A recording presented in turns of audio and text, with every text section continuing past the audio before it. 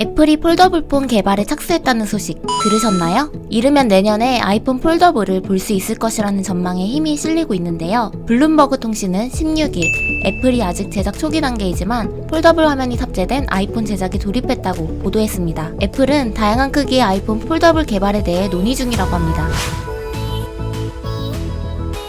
아이폰 폴더블은 삼성전자 갤럭시 Z 플립과 같은 위아래로 접는 클램쉘 타입이 될 것 같은데요. 여기에 새로운 기술을 적용해 힌지를 디스플레이 뒤에 거의 보이지 않는 형태로 숨기는 방식을 채택한 것으로 보입니다. 최근에는 애플의 폴더블폰 시제품 2종이 내구성 테스트를 통과했다는 사실이 알려지기도 했죠. 지난 2019년 삼성과 화웨이가 첫 번째 폴더블폰을 앞다퉈 출시할 때도 애플은 한 발자국 물러나 있었지만 내부적인 연구는 계속 진행해야 했다는 반증이 되겠죠? 앞서 맥루머스, 애플 인사이더 등 외신도 올해 초 애플이 제조 협력사인 대만의 폭스콘 공장에서 두 가지 아이폰 폴더블의 시제품 내구성 테스트를 진행했다고 보도한 바 있는데, 폭스콘은 아이폰 폴더블을 열고 닫는 테스트만 10만 회가량 시행한 것으로 알려졌습니다. 일반 노트북이 2만에서 3만의 테스트를 거치는 걸 감안하면 노트북보다도 몇 배 높은 내구성을 갖추기 위한 전략으로 풀이됩니다. 과거 삼성전자도 폴더블폰 테스트 모습을 공개한 적이 있죠.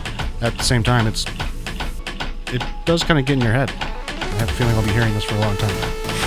블룸버그는 아이폰 폴더블이 앞으로 몇 년 뒤에 출시되거나 결국 출시되지 않을 가능성도 있다고 덧붙였는데요. 애플 폴더블폰 개발 작업은 아직 디스플레이에 한정돼 있는데 이는 스마트폰 시제품으로 국한되어 만들어진 것이 아니라는 의미죠. 앞서 애플은 삼성 디스플레이로부터 폴더블 아이폰용 디스플레이 시제품을 대량 주문한 것으로 알려졌습니다. 삼성전자가 폴더블폰 시장에서 우위를 선점하고 있는 가운데 애플이 후발업체로 뛰어드는 만큼 디자인이나 내구성 등에서 주목받을 만한 차별화를 고심하고 있겠죠.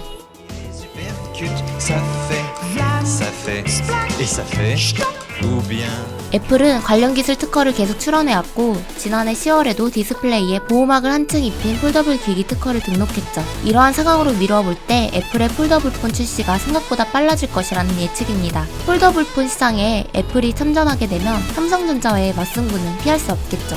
현재 삼성전자는 세계 시장의 폴더블폰 점유율 88%를 차지하며 압도적인 1위를 지키고 있지만, 애플이 폴더블폰을 출시하면서 시장 자체가 커지는 긍정적인 효과도 기대됩니다. 시장조사 업체 카운터포인트 리서치는 지난해 280만 대 수준이었던 폴더블폰 시장이 올해는 560만 대, 내년에는 1720만 대 수준으로 성장할 것으로 전망했죠.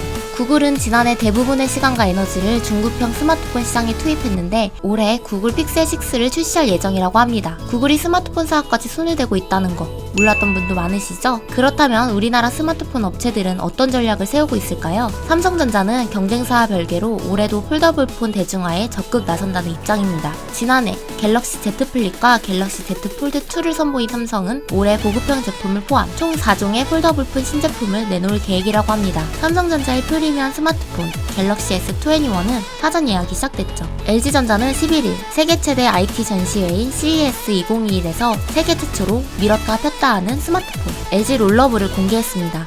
LG 롤러블은 화면이 돌돌 밀리는 형태의 새로운 폼팩터 스마트폰입니다.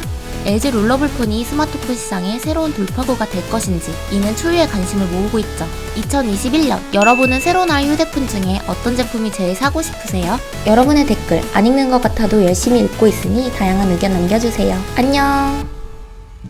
이상스쿨 주식을 모르면 이상스쿨 주식 모르니 이상스쿨